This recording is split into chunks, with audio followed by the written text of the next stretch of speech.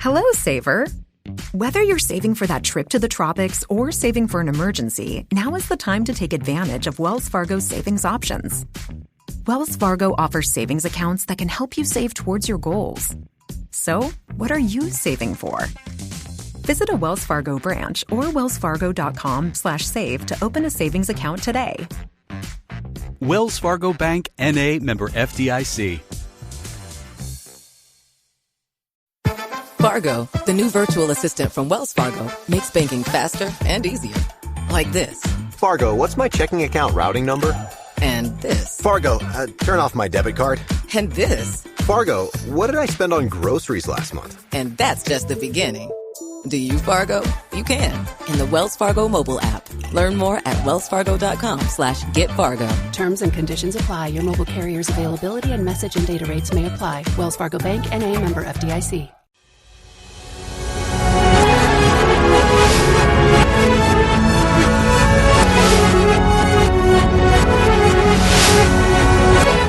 Welcome to One on One. My name is Bridget Otu. Today on One on One, we are looking at the polls from Global InfoAnalytics. They promised to be doing polls, was it quarterly? Quarterly till we get to December when we vote. And it's interesting how the polls are looking. Depending on where the poll is, I am shocked at the performance of Mr. Alan Tremanting and Nana Kwame Bediako. When we come back from this short break, we would engage the executive director of Global InfoAnalytics on their latest poll. They already have a reaction from the Dr. Mahmoud Bawumia campaign team, who's a flag bearer of the New Patriotic Party, who don't want to hear about the poll, of course, but that would not undo the reality on the ground. So when we come back, we'll look at reaction from Dr. Bawumia's camp, what the polls say, why is Alan and Nana Kwame Bediako performing so well, and what does this even mean for the NDC candidate John Dramani Maham, who seems to be leading in a lot of the areas? We'll be right back.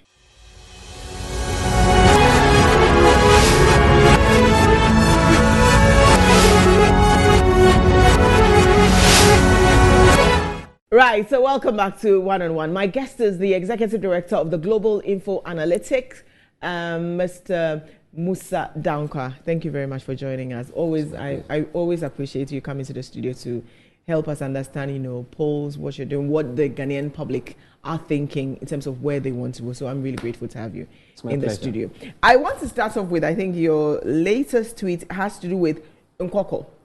And I don't know why you decided to go there. So I want to start from there. We'll look at the poll. We'll get into the details. But the reason I want to look at that is the performance of the independent candidates, Mr. Alan Tremanting, Movement for Change, and then the new force, Nana Kwame Bediako. And it's amazing how they are doing. I mean, we've not had a third force even get 2% in this country. And I'm seeing 7.1%. What does that even mean at 2.1%? Can you just take me to Nkoko first? Okay. And then we'll talk about the 7.1 they are getting nationally. Yeah. I mean, the post on Nkoko was deliberate. Okay. To really point out the issues that the MPP is facing. Okay. In areas that are typically their stronghold. Sure.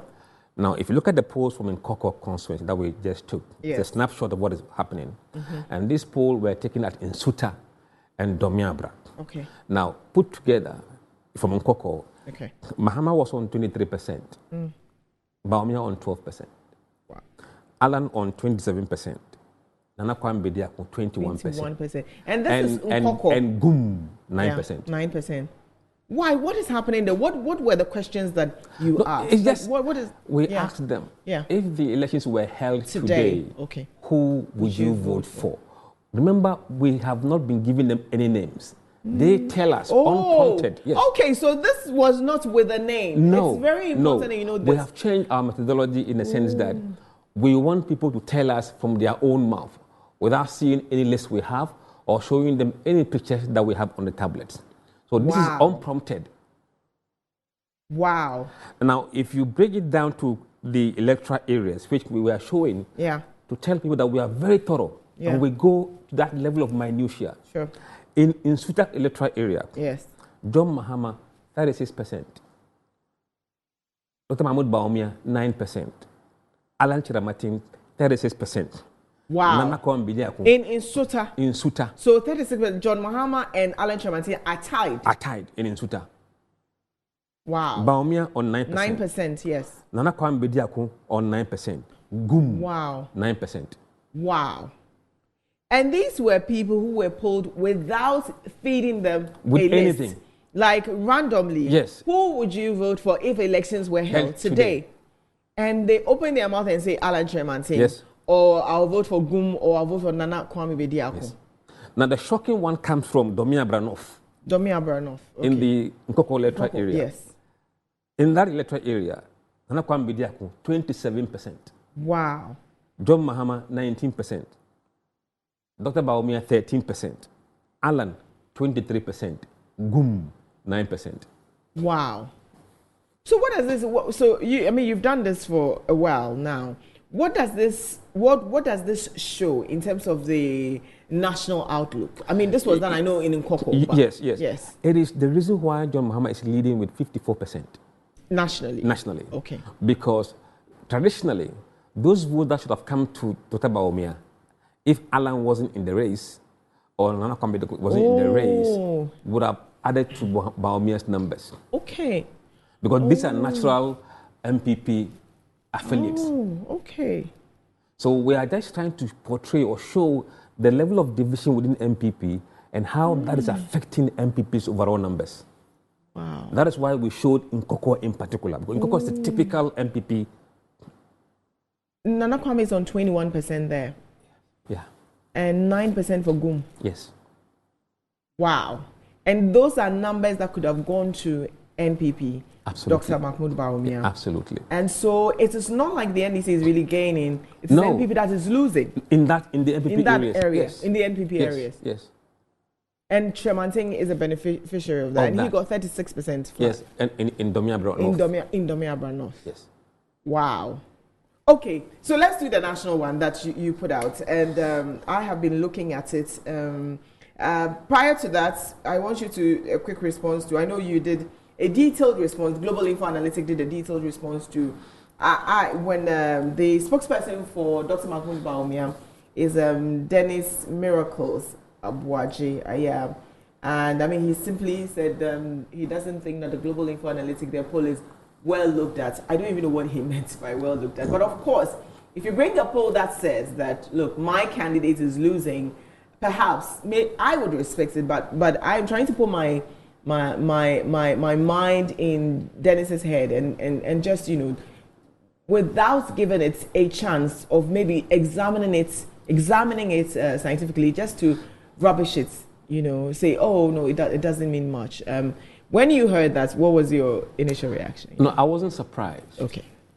But because the attack was against the company, right, and the company has directives that they has to defend it, sure, we felt the need to respond and then put the record straight, sure, for Ghanaians to see whether we are credible, whether our work is detailed, or whether our work is just a shoddy work that we do. So if you look at the responses we provided, in fact, in the very current report, we have 152 pages document. Sure. We have never seen anyone issue any poll in this country that's even 10 pages. But sometimes those polls are hailed because probably it portrays a certain outcome. Sure. We have been doing this for the past 25 months or so, consistently. Now, our methodology is very rigorous in the sense that every step of the process complies with the best practice in doing research. Sure. In the sense that we first determine how many people we need to interview. That is the first thing we do. Sure. And that is determined by mathematics. Sure. And with mathematics, you can't say 2 + 2 is 17. You'll be caught. And we indicate the key variables we use to calculate the sample size. And those variables are, 1, the voting population that we expect. 2, the confidence level that we have chosen to work with, which is 99%. Sure. And thirdly, what we call the margin of error. How far would we be from reality?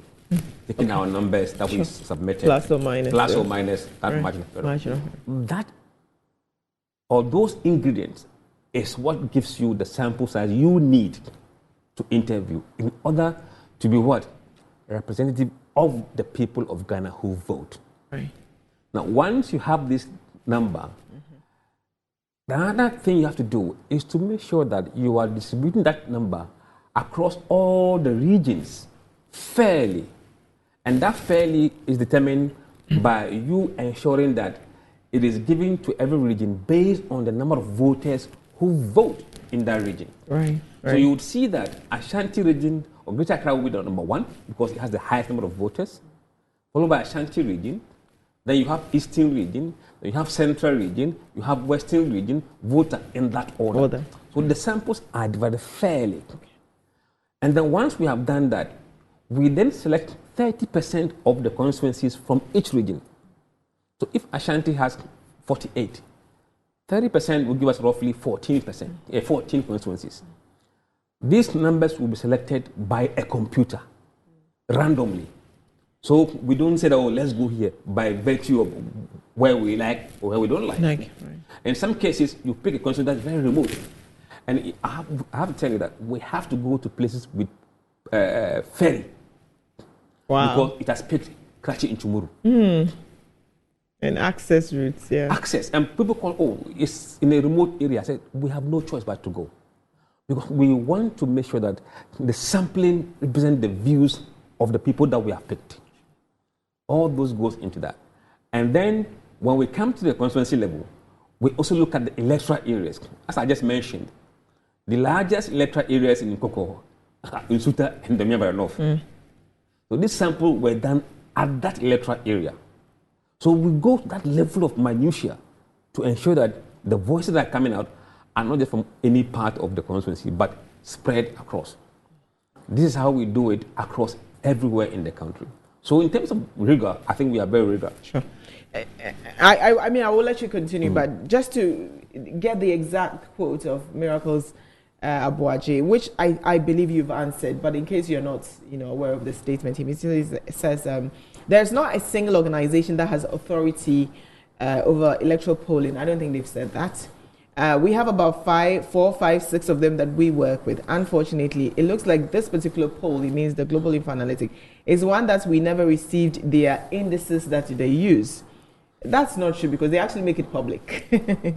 Now, who are you sampling, he asks. Which people are you talking to?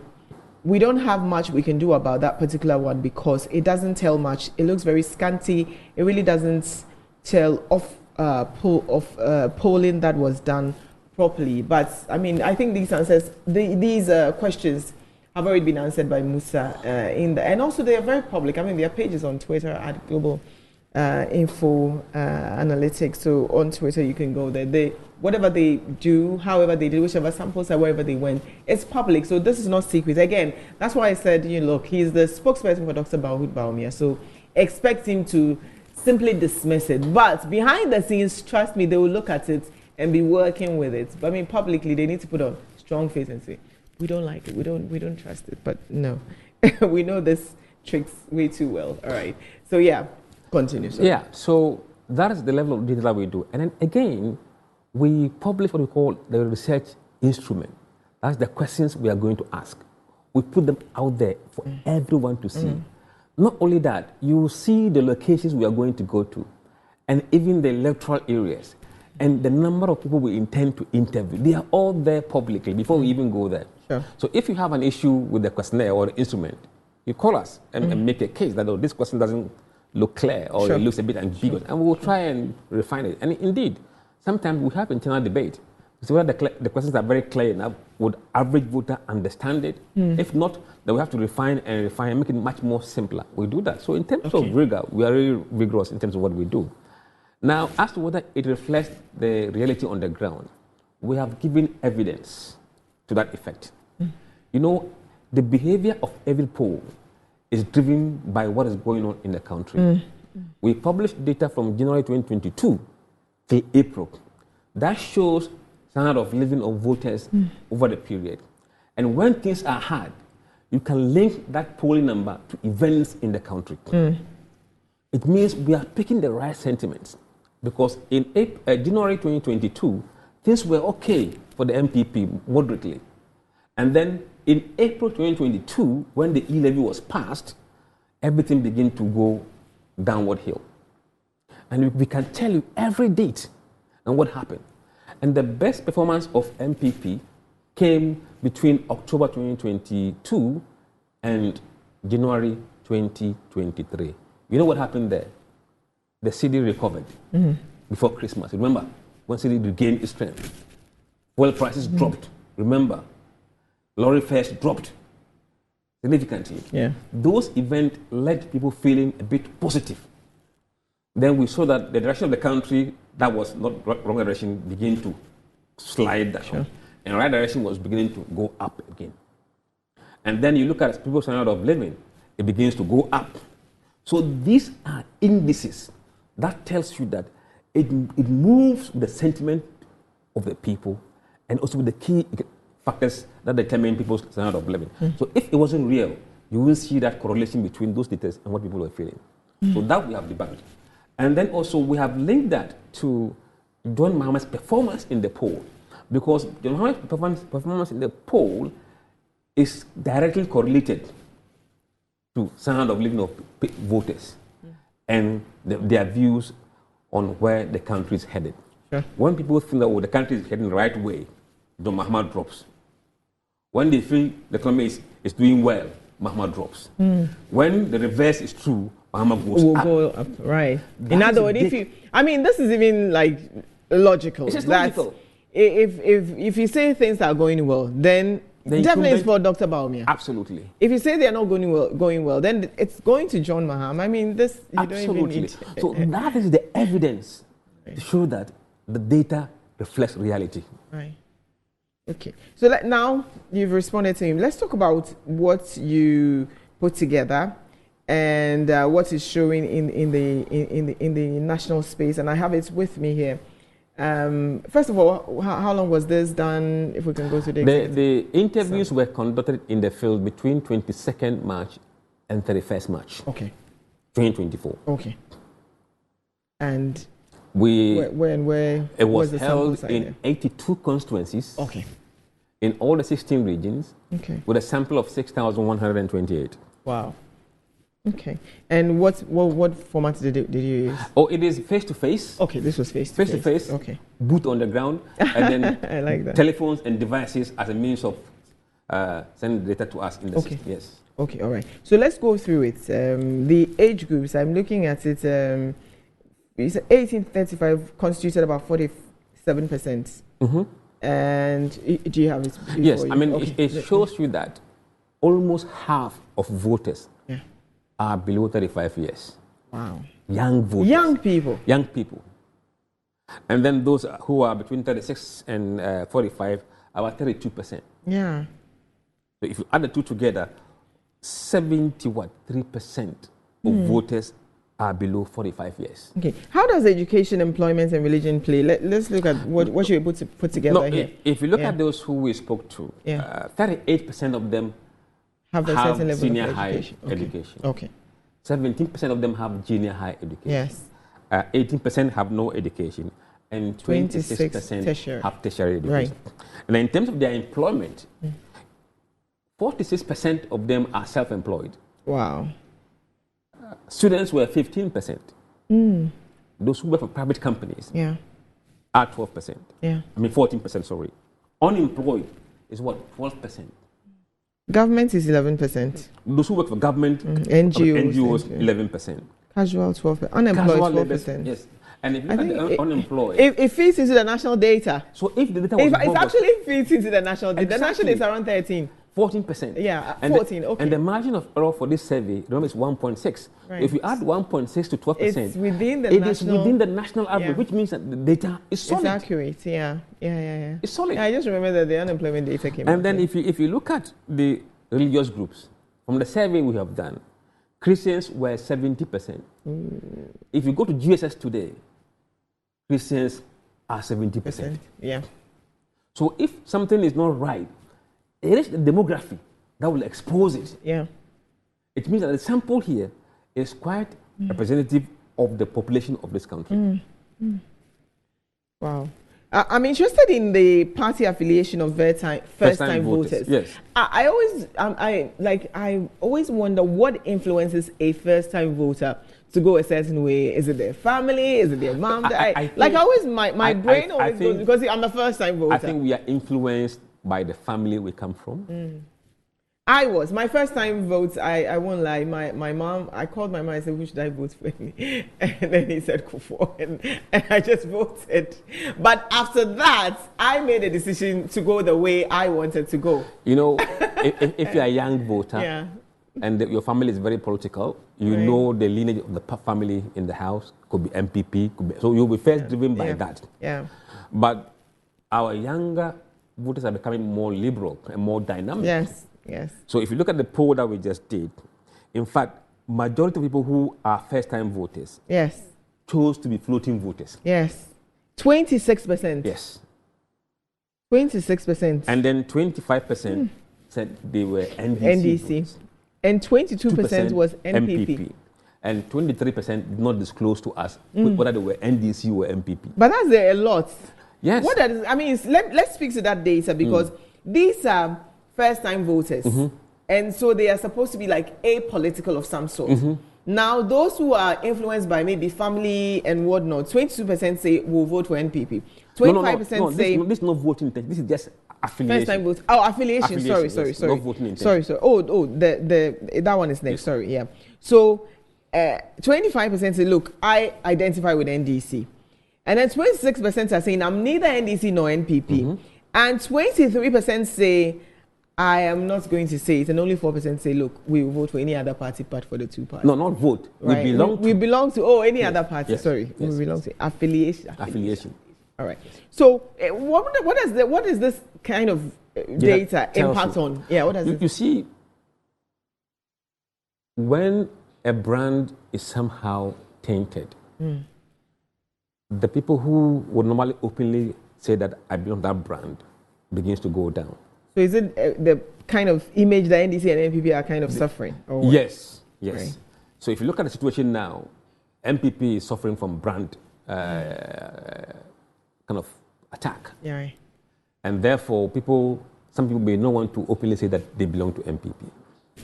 So people who want to openly say so will do so for the opposition. Now, what we're also seeing is that those who say they won't disclose, we believe most of them are from MPP as well. Okay. But they are not happy to say that they are MPP.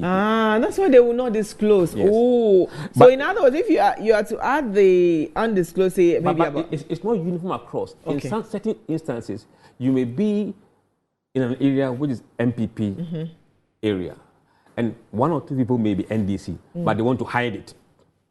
So they will say, they'll say, I won't tell you. Yeah.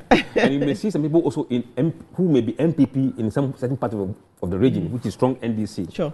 They too will be uncomfortable to say that they are MPP. Because they know they are in the minority. Yes, so they also hide it, I won't tell you. Right. But when you look at the dynamic of this group, most of them come from Ashanti region, Eastern region, and Greater Accra. And you know who dominates in those regions. Okay. Then, I like the second one where you say party affiliations of non-first-time voters. In other words, these are people who have already voted before.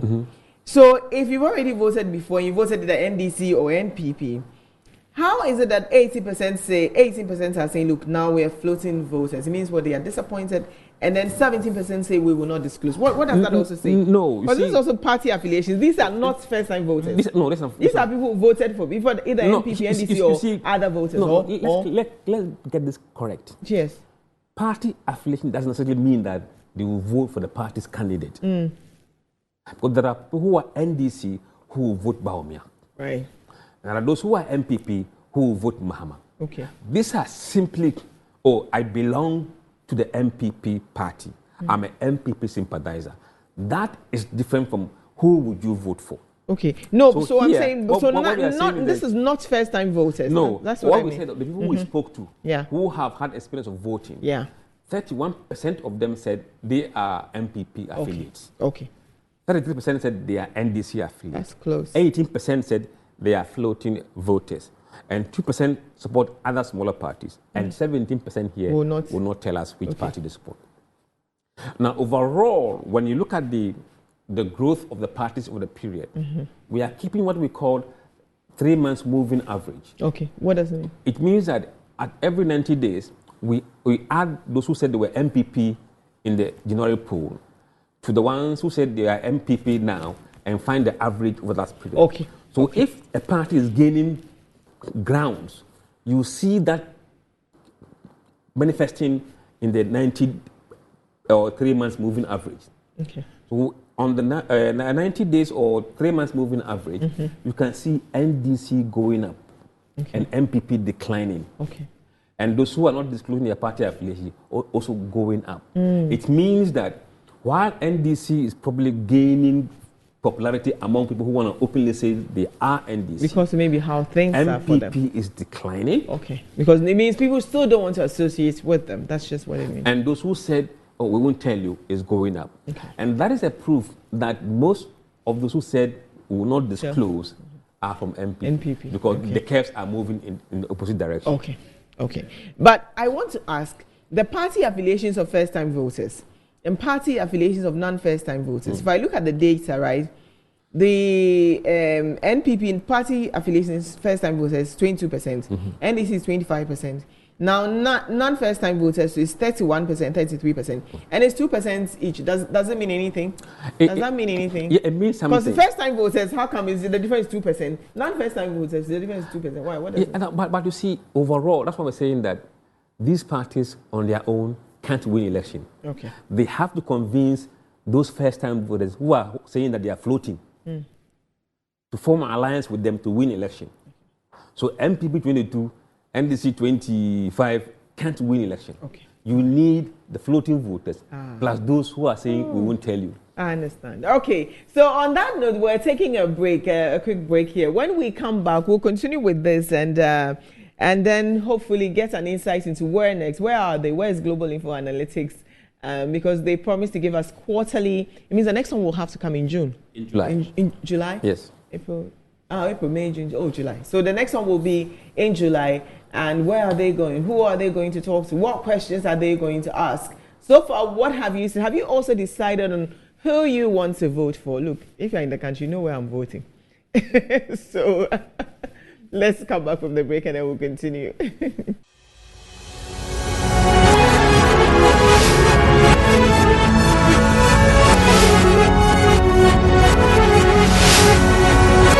Right, so welcome back to One on One. My name is Bridget Otu. We are engaging Global InfoAnalytics on their latest poll nationally, and then the special one they did at Nkoko, which is giving some fascinating outcome where you have Mr. Alan Tremantain getting 36%, tied with Mr. John Dramani Mahama, the NDC's candidate in the 2024 elections, former president of the Republic. And then Bediako, Nana Kwame Bediako, he's on 21%. 21%, am I correct? Yeah, in Koko, so. I think. And then the others are 9%, Dr. Baumi at 9%. Like, it's crazy. But that's just Nkoko. Then nationally too, there's a certain, what is it called, view that is beginning to emerge where John Dramani Mahama, who is the NDC's candidate in the 2024 election, seems to be leading. Data that the NPP's Dr. Magun Baumi and his team say they will not accept, says Global InfoAnalytics, they are not the only ones to do the poll, and they are working with some 4 or 5 others who tells them that they are leading, I'm sure. So yeah. So Mr. Dankwah, before the break we were talking about party affiliations, non-party affiliations. I want to jump quickly, and you talked about slogan, whether it has any influence on anything. Does it matter? What did you find? No, we just wanted to find out, because as posters, whether like we have relied on hearsay for too long in our elections. Right. No data. But now you can say that according to polls, X said 24-hour economy, Y said digitalization, and Z said great transformational plan. In the poll that we did, 48% of the respondents said that they will be influenced by the 24-hour economy, compared to 29% for the digitization and great GTP, 6%. Okay. And I think 17% said that they will not be influenced by any of these slogans. Sure. And slogan likely to influence voter party affiliations. Yes, what we did is to look at how many MPP support. As swayed by 24-hour economy. Yes. Oh, okay. That's the essence of that number. Oh. And I'm trying to find where that is. If you can read that. Yes, I have. It's here. It's here. So you can see that yes, you can use it. About 11% of MPP supporters support 24-hour economy. Oh, 11% of NPP supporters support 24-hour economy. And 3% of NDC supporters support digitalization. Okay. They are trading. Okay, all right. So 11% of NPP supporters support 24-hour economy, while 3% of NDC supporters say they are for digitalization. And I like the economic. How much of this 2024 elections will be hinged on the economy? I think it will be on the economy because if you look at the top issues that matter to voters or that concern voters, number one is the job situation. Okay. Number two is the economy. Right. Number three, they said education. And now on 4 is the roads, our roads. Okay. People are concerned about the roads. So these are the things that would influence. All right. So that's why I like the question about blame for economic crisis. There was a question they posed to the potential voters, right? And they asked you, to what extent do you agree that Dr. Mahmoud Bawumia is to be partly blamed for the economic crisis? And 34% said, yeah, they do. But 34% said they don't think that he is responsible.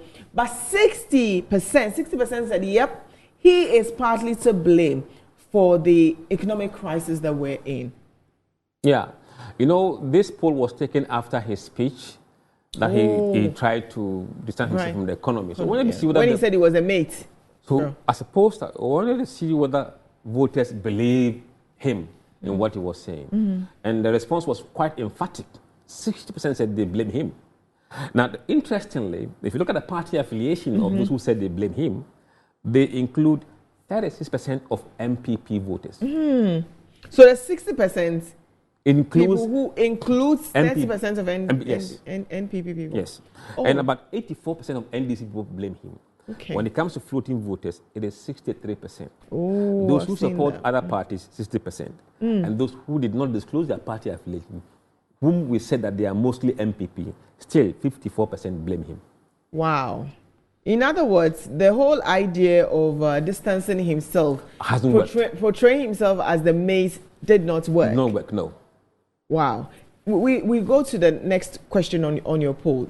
Same. When you go to the next one, what's there? The next one was, I think, reasons people would beside the economic issue, competence, jobs, what issues would they consider beside those? And they said competence, number one, followed by somebody who can better manage the economy, 2, and then 3, somebody who can fight corruption, and then somebody who can transform the country, or someone with integrity, and then a man of his own in the last point. So you can see that the economy is number 2. And these are the reasons why Bawumia is not doing well, because if the economy is in this shape, and people are saying that they will use competency in economy to vote, then it will not augur well for him in the numbers. And competence, I saw JD. What did he get? Now, in terms of we asked them, in fact, 2 questions separately. That who do they think is more competent? And we give them 3 names to rank them as number 1 competent, number 2, number 3. John Mahama obtained 2.05 points out of 3% when it comes to competence. And then Mahmoud Bawumia got 1.89 out of 3, and Alan 1.72. So people think Mahama is more competent than the rest of the 2 candidates. And again, on the question of who they trusted more, Mahama scored the same number as the rest. Okay, all right. What's the next? Right. Then we then zoom into their voting intention. Actually, if the elections were held today, the day we spoke to them, who would they have voted for? Okay. Remember I said that we did not give them name? Okay. So you mean the national one, you also didn't give them We name? didn't give anybody, no. Oh, wow. We didn't give them names. Why is Global InfoAnalytics going this way? Because we are using what we call unprompted recall format. Oh, for those who have done marketing. Okay. If you saying to okay, when it comes to banking, sure, which of the following banks do you, and you give them the list, sure, bank A, B, C, sure, D. You look at the names and they'll choose one. Okay. But if you say, give me the bank that comes to mind. Okay. So that is more powerful. Your heart, the one that will pump in your head or your heart. Exactly. So we're using the same approach. So you're not skewing it. You're not even limiting them to anyone. No. In fact, someone could have even said Parkway Indo. Yes. Oh, and that will be someone else. So in the list, we have the names of people who have said they are going to contest. They are all there, and their pictures. Sure. And then someone else. So if somebody mentioned a name that is not on the list we've given you, and you pick someone else. Oh, wow. Okay. So we hear them. They tell us who they want to vote for by name.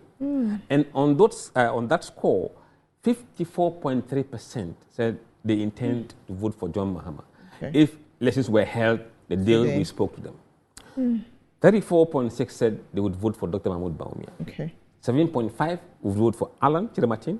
2.3% would vote for Nana Kwame Bediako. 0.7% vote for Gum. And then 0.3 Ayariga, 0.2 Akpalu, 0.1 Mussa Dankwah, 0.2 I've seen Ankara there. Yes, Ankara, 0. He got 0. They're all 0. So I mean, they are quite minute numbers. Yeah. So these are the polling numbers as at today.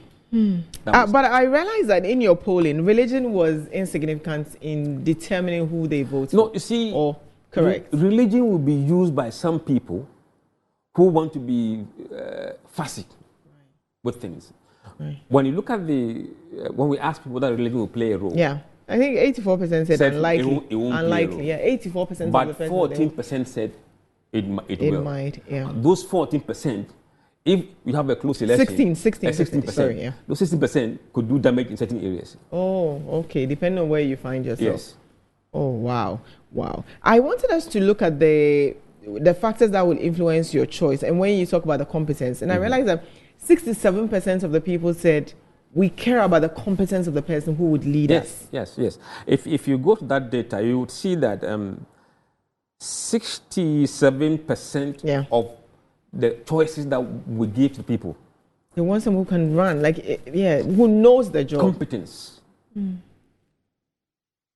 then you have better manager of the economy. And that's 66% of the people said they are interested in it. Can fight corruption, 49%. Like, they are all two decades. Everyone can transform the country. Integrity, 42%. A man of his own. Wow. But why did you use the 1.8? Okay, you were ranking them in three. That was a different question. Okay. Besides voters, who do you trust? Who do you trust? It's a different question. And we said that we have this because there are so many candidates. But we were looking to limit them to these three top candidates. On trust and on competence. But they are close. They were all close. 1.89 for Dr. Mahmoud Bawumia on who you trust, and then JDM is 2.05. If you convert that into percentages, it doesn't look that close. It doesn't look that close. Then why didn't you do that? Because this seems close. Because, if people, look, if I want to be mischievous, and I'll round it up and say 1.89 is like 2. Correct? No. I could say that. I could say that. So let's see. Let me move on to voting intentions, education, employment. I think we've dealt with the Islamic sect and I mean, another thing we did was to look at voting intentions of key demographic. Okay. Key demographic. Sure. Which is very important, and it tells you why the race is the way it's looking. Sure. And we must not lose sight of that. Sure. Among those who said they were MPP. 9% of them said they intend to vote for John Mahama. Sure. 83% said they intend to vote for Dr. Mahmoud Bawumia. 7% would vote for Alan Chiramatin. 1% would vote for Cheddar. So from MPP, 8 plus 9, about 17% of people who self-identify as MPP are not voting for Dr. Mahmoud Bawumia. So that's the division we have seen in the MPP. So the division in the NPP is not in anyone's imagination because it's showing the passing of real. votes that make. Yeah. That is why Nkoko was looking like the way he was looking. The way it was looking. When you come to NDC, 96% of NDC voters said they would vote for their own candidate, Dr. John Mahama, yeah. And 2% would vote for Dr. Mahmoud Bawumia. 2% only. 2%, wow. Now, crucially, when it comes to floating voters, whom we said you need them to win the election, wow. Mahama is on 59%, Bawumia 20%, Alan 13%. 6% Nana Kwame Bediako. Wow. I think I want us to run through that again. So voting intention, party affiliation. In other words, if I'm in NPP, is that it? If party affiliation means I am with NPP. Yes. Now, so 96% of the people in NDC say they will vote for their candidate, which is John Mahama. Yes. And in that same vein, NPP is 83%. Yes. That's the problem. Okay. And they are losing about 9%. They are losing 9% to Mahama and losing 7% to Alan and 1% to Nana Kwame Bediako. Wow. Yeah, now I can see it well. Wow. Is it, I want to ask, is there time for them to catch up? What just, I mean, we know government spends. Government overspends in election year. And they know, I mean, you can give people money, whatever. It can turn things around. I mean, in your scientific world, let me tell you how much money can turn things around? Not a lot, because if you look at the polling numbers we've had since January 2022, right? John Mahama was on 58% in January 2022, and today it's on 54%. Okay. So it hasn't changed that much. It tells you that the race is quite stable. Now, there is some time. Unfortunately, Bawumia is not making enough gains every 90 days. So it's rather the other parties that are gaining? Or? John Mahama is gaining a lot more than Bawumia is gaining. Okay. Overall, looking at the numbers that we have. Okay. But if MPP succeeds to turn the economy around very rapidly, and the sentiments of voters change from negative or wrong direction to right direction, these are the factors that could change the race. But that time he hasn't got. Okay, because we have like 8 months. 9 months or 8 months. 8 months elections. And we haven't seen rapid collapse in Mahama's support. Sure. Okay. Mahama that will also depend on Mahama losing support. Okay. If his voters are stagnant. If Bawumia wins all the MPPs back home, he needs to win floating voters. At the moment, John Mahama is on 60% of floating voters. That is quite huge. And that is a problem not even just Bawumia has, but also Alan Martin. For him to perform far better than what he is doing now, he needs to break the front of NDC so that fewer NDC will be voting for John Mahama and some will come to his camp. And also need to break the front of the floating voters and take a chunk from Mahama. At the moment, Mahama is nearly 60%. And that number is too high for him to lose the election. That's why Mahama is where he is today. Okay. All right. Now, I'm interested in ethnicity. Is it playing any role with what you're doing? Does it matter whether I am Fante, Asante, Islam, Muslim? I think one of the reasons why we are different at Global Info is that we are not politically correct. Things that people find difficult to say, we will tell you. Why is Alan doing very well in the Akan regions? Because of his ethnicity. Why is Nana Bediako doing very well in the Akan regions? Okay. For those who don't want to vote for Bawumia and they are Akans, they have a choice. And that choice is Alan Martin and Nana Kwame Bediako. Wow. So in other words, I am not NDC. I don't care. I don't want to, but I would rather vote for somebody else. And that person is in Alan Chemansing or Nana Kwame identify with. There are people who are not happy with the MPP in their strongholds, who happen to be account by default. And now they have their candidates they can vote for. Does that mean if Alan were not or Nana Bediako were not in the race, those people would have stayed away perhaps from voting? Two things could have happened. Sure. Some would surely vote for Mahama, but some would vote while holding their noses. On pay, but behind the same party. You vote for the party. And others will stay at home. Okay. That is the reality of voters' behavior. Okay. If he doesn't like the choice we've given him, he will decide. And that's what they are doing right now. Okay. I know we've talked about this, the pool that you work with at Global InfoAnalytics, and we're in April. And I'm sure you'll be feeling a lot of heat. How has the organization prepared itself for the kind of heat and attack? I mean, this response was like one. I mean, I can imagine, maybe when July will come, there will be a response to it. And then July, August, September, October, I think, thereabouts. Yeah. So what is the strategy? The team is a very young team. Right. Very dedicated. And this morning we shared some of the comments on our group across the country, and people were just laughing because they had voters. Sure. They spoke to people on the street. They knew what they were told. So for them, they're not perturbed. And we're not putting them in the limelight to be slaughtered by the political class.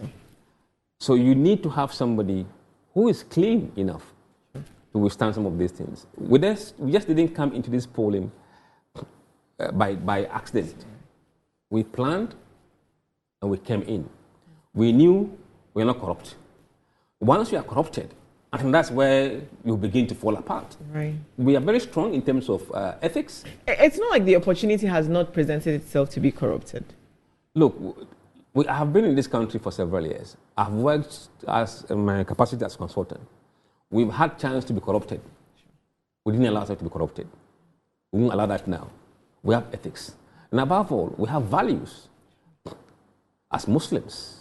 And I want to protect the integrity of my family, the Ayuko clan. I will not disgrace them. I guess, but that's why, is it the same team you're maintaining or you're changing the team?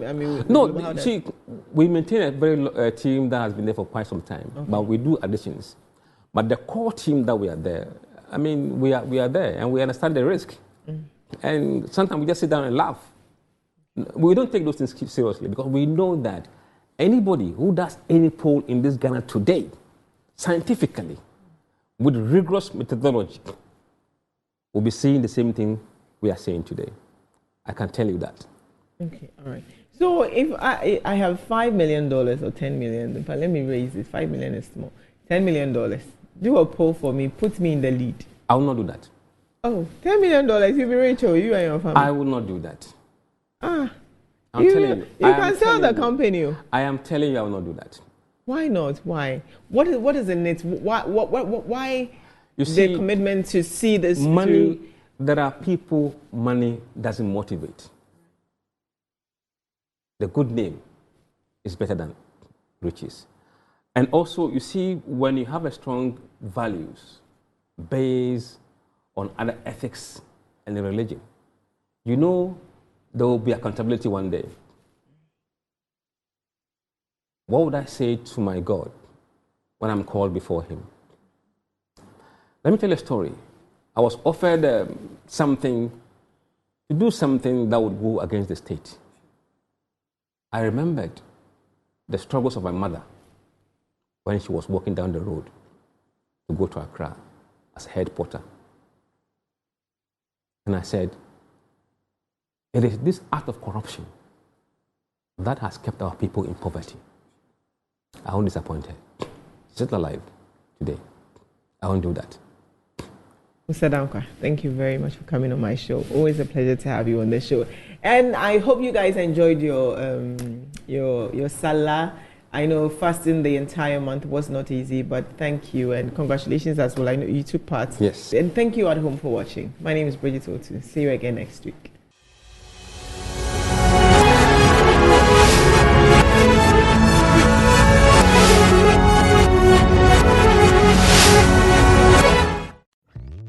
Hello, saver. Whether you're saving for that trip to the tropics or saving for an emergency, now is the time to take advantage of Wells Fargo's savings options. Wells Fargo offers savings accounts that can help you save towards your goals. So, what are you saving for? Visit a Wells Fargo branch or wellsfargo.com/save to open a savings account today. Wells Fargo Bank, N.A., member FDIC.